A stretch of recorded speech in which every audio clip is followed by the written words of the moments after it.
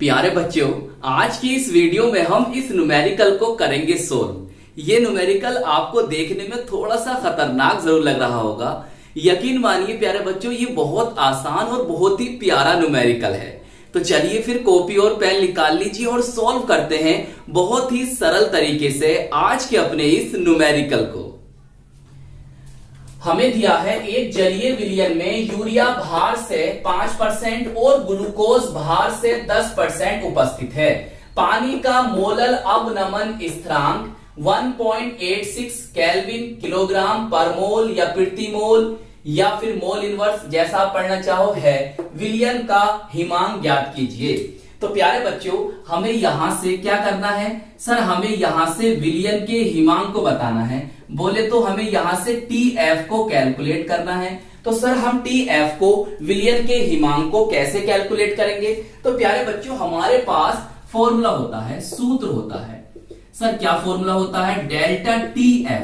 Delta TF क्या है? हिमांक का अवनमन या हिमांक में अवनमन है, बराबर T नॉट F क्या होता है? शुद्ध विलायक का हिमांक। क्या है ये? शुद्ध विलायक का हिमांक है, माइनस विलयन का हिमांक। सर चलिए फॉर्मूला तो आपने हमें बता दिया, लेकिन सर हमें डेल्टा TF तो नहीं पता। डेल्टा TF तो हमें नहीं पता है, इसमें नहीं दे रखा है। और हमें प्यारे बच्चों T नॉट F शुद्ध विलायक का हिमांक भी नहीं दे रखा। प्यारे बच्चों, यहां विलायक कौन है? जल है, H2O है। तो जल का तो हिमांक हमें पता ही होता, कितना होता है? 273.15 केल्विन होता है। कितना होता है? 273.15 केल्विन होता है।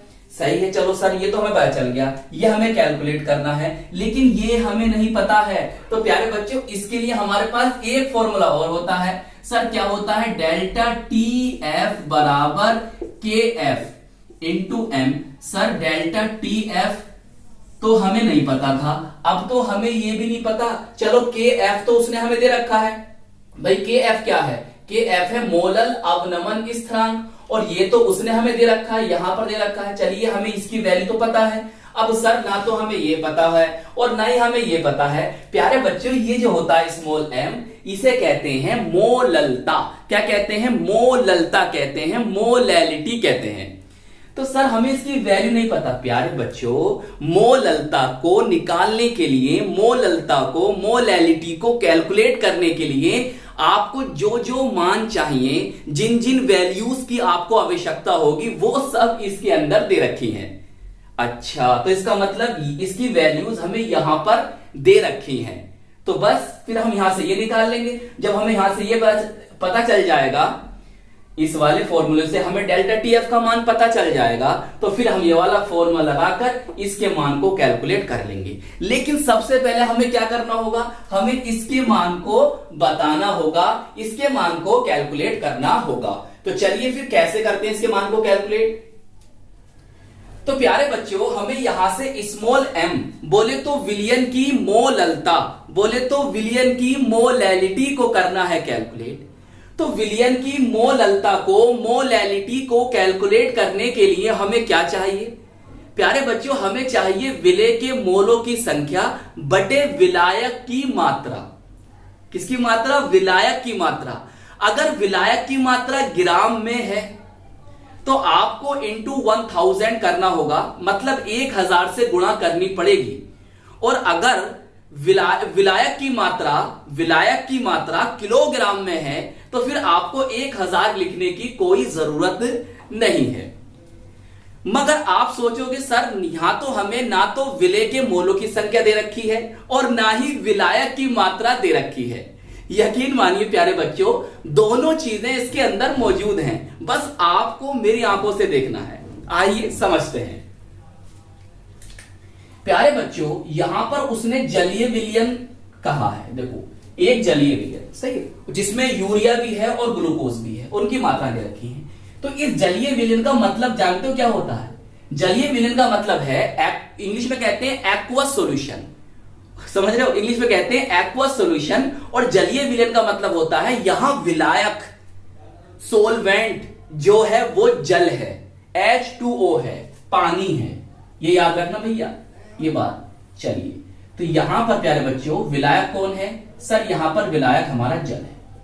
मान लेते हैं ये हमारा H2O है, और यही प्यारे बच्चों क्या है, हमारा विलायक है, सोलवेंट। वो क्या कहता है, एक जलीय विलयन में, सही, इसमें यूरिया भार से 5%, भाई इसके अंदर आपने यूरिया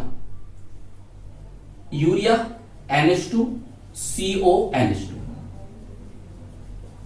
सही दिखाई दे रहा, CO NH2, यूरिया का फॉर्मूला होता है ना ये CO NH2, कितना परसेंट, 5% डाल रखा है इसके अंदर। और प्यारे बच्चों ग्लूकोज भार से 10% डाल रखा है।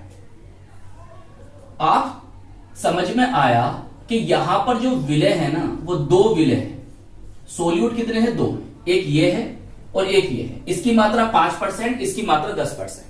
अभी समझेंगे प्यारे बच्चों। हम क्या जानते हैं, हम जानते हैं सर जब विलायक और विलय मिलता है तो क्या बनता है सर, विलयन बनता है। क्या बनता है, विलयन बनता है। इतनी बात समझ पाई। अब देखो भाई 5% और ये 10% का मतलब क्या है, अगर आपने द्रव्यमान प्रतिशत, मास परसेंटेज या भार प्रतिशत, W/W प्रतिशत पढ़ा होगा, मैंने आपको इस पर न्यूमेरिकल भी कराए हैं, तो ये आप समझ जाओगे। भाई इस 5% का मतलब क्या है, पहले समझो। देखो यहां पर ना एक चीज और लिख के दे सकता था, वो भार अनुसार भी लिखकर दे सकता है, जब भी ऐसी होगा जैसे मैं यहां करा रही हूं न्यूमेरिकल, याद रखना।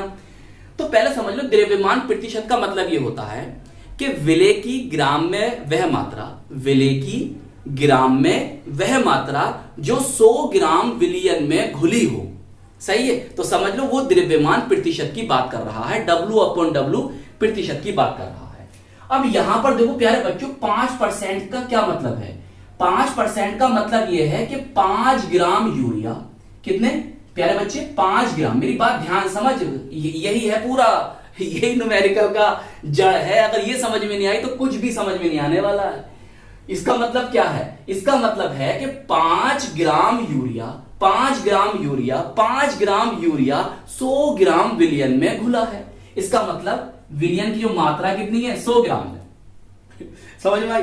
इसी तरह से इसका क्या मतलब होगा सर, इसका मतलब होगा कि 10 ग्राम ग्लूकोज 100 ग्राम विलयन में घुला है। तो यहां पर जो हमारा विलय है, कौन, यूरिया और ग्लूकोज, दोनों की टोटल मात्रा कितनी हो गई भाई, 5 ये और 10 ये, 15 ग्राम, सही। तो 15 ग्राम जो है इसके अंदर कौन है भैया, 15 ग्राम कौन है सर, इसके अंदर विलय है, और विलयन की मात्रा 100 ग्राम है। तो विलायक की मात्रा भी निकाल लो चलते चलते। भाई विलायक की मात्रा कैसे निकालेंगे, हमने आपको बताया था कि भाई विलयन बराबर विलय प्लस विलायक होता है। तो बस विलयन का भार या विलयन का द्रव्यमान बराबर विलय का भार या विलय का द्रव्यमान प्लस विलायक का भार या विलायक का द्रव्यमान, यह बना फॉर्मूला। तो यहां से विलायक का द्रव्यमान निकालना है या विलायक के भार को निकालना है या विलायक की मात्रा को निकालना है, तो क्या करोगे सर, हम करेंगे विलयन की मात्रा लिखेंगे और माइनस विलय की मात्रा, क्या है भैया, 15 है। तो जब घटाओगे तो कितना आ जाएगा, 85 ग्राम। तो 85 ग्राम हमारा कौन है प्यारे बच्चे, कौन है, विलायक है। अब देखो हमें विलायक की मात्रा ग्राम में मिल गई, किलोग्राम में कर लेंगे, उसकी टेंशन मत लो। अब देखो यहां से हमें सब बातें क्लियर हो गई हैं। अब हम यहां से विलय के मोलों की संख्या निकाल लेंगे, विलय की मोलों की संख्या निकाल लेंगे। सर विलय की मोलों की संख्या कैसे निकालेंगे, भाई देखो सुनो ध्यान से, बहुत असली सुनना। मोलों की संख्या निकालने के लिए आपको दो चीजें चाहिए, चाहे विलय की मोलों की संख्या निकालो चाहे विलायक के मोलों की संख्या निकालो, आपको दो चीजें चाहिए, दो चीजें चाहिए। नंबर 1 आपको द्रव्यमान या भार चाहिए, और आपको उस पदार्थ का आपको भार या द्रव्यमान चाहिए। दूसरा आपको उस पदार्थ का अणु भार या मोलर द्रव्यमान पता होना चाहिए। चलिए अब कैसे निकालते हैं, मैंने आपको समझाया है। आइए देखो, यूरिया का भार, भाई विलय है ना, विलय, तो विलय के लिए W2 लिखेंगे, 5 ग्राम है। और यूरिया का अणु भार प्यारे बच्चों कैसे निकालेंगे, भाई फॉर्मूला होता है इसका NH2 CO NH2 से। नाइट्रोजन का परमाणु भार 14 लिख दिया, हाइड्रोजन का होता है 1, और कितने हाइड्रोजन 2 हैं तो गुणा 2 कर दोगे। कार्बन का परमाणु भार कितना होता है प्यारे बच्चों, 12 होता है, लिख दिया है हमने। ऑक्सीजन कितना होता है, 16 होता है, लिख दिया। नाइट्रोजन कितना होता है, 14 होता है, लिख दिया। हाइड्रोजन का होता है 1, और कितने परमाणु है, 2 है, गुणा कर दोगे 2। कितना आ गया, 60 ग्राम प्रति मोल आ गया।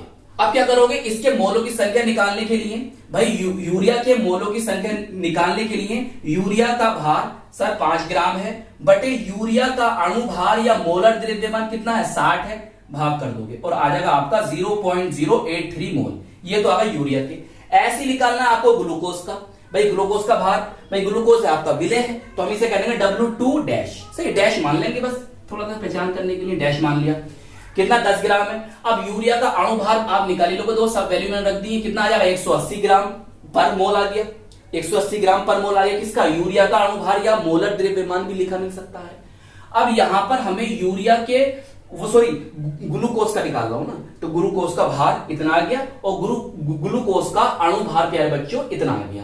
अब ग्लूकोज का मोलों की संख्या कैसे निकालोगे, भाई इसका भार लिखो और इसका अणु भार लिखो। तो इसका भार कितना है, 10 ग्राम है, और इसका अणु भार कितना है, 180 ग्राम है। कितना आ जाएगा, 0.056 मोल। सही है, तो इसके मोल इतने आए और इसके मोल इतने आए, तो टोटल मोल कितने हो गए, तो हमने दोनों को जोड़ दिया। तो एंटी बोले तो टोटल मोल कितने आ गए, 0.139 मोल। सही, इतनी बात समझ में आ गई। तो टोटल मोल हमारे पास आ गए।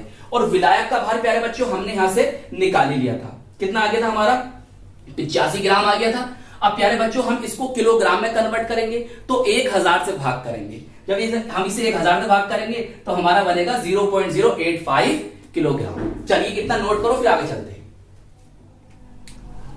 अब प्यारे बच्चों हमें सब वैल्यूज पता चल चुकी हैं। चलिए अब जो मान है वो हम अपने फॉर्मूले में रखते हैं और आंसर को प्राप्त कर लेते हैं। देखो भाई प्यारे बच्चों, ये हमारा फॉर्मूला था, ब्लैक पेन से लिखना और बॉक्स में बंद करना। सही, लिखने का तरीका भी सीखो, ब्लैक एंड ब्लू पेन का यूज करना सीखो। भाई देखो इसकी वैल्यू दे रखी है हमें इतनी, हमने लिख दी। अब ये कौन है सर, ये है मोललता। कौन है, मोललता। तो मोललता के लिए विलेय के मोलों की संख्या, यहां पर टोटल मोल लिखे जाएंगे, तो एंटी अपॉन विलायक की मात्रा W1 से लिखेंगे, काय में, किलोग्राम में। सही, किलोग्राम में। सही प्यारे बच्चों, अब देखो हमें टोटल मोल कितने हैं सर, 0.139 तो हमने लिख दिए, और हमें विलायक की मात्रा किलोग्राम में है कितनी प्यारे बच्चों, 0.085 तो हमने लिख दी नीचे। सही, ऊपर जब आप आपस में गुणा करोगे तो इतना बनेगा और नीचे इतना जब भाग करोगे इससे तो आंसर आ जाएगा आपका इतना, मतलब डेल्टा TF आ जाएगा 3.04 के। लेकिन हमें कैलकुलेट करना है विलियन का हिमांक, बोले तो TF को, तो सिंपल है, हमारे पास फॉर्मूला ये होता है। सही, तो हम क्या करेंगे, इसको इधर लेकर आएंगे, प्लस का हो जाएगा, इसको उधर लेके जाएंगे तो क्या जाएगा, माइनस का हो जाएगा। सही, अब देखो यहां पर याद रखना, ये शुद्ध विलायक कौन है, आपका जल है। यहां पर जल है तो जल के लिए होता है प्यारे बच्चों वैल्यू इतनी होती है।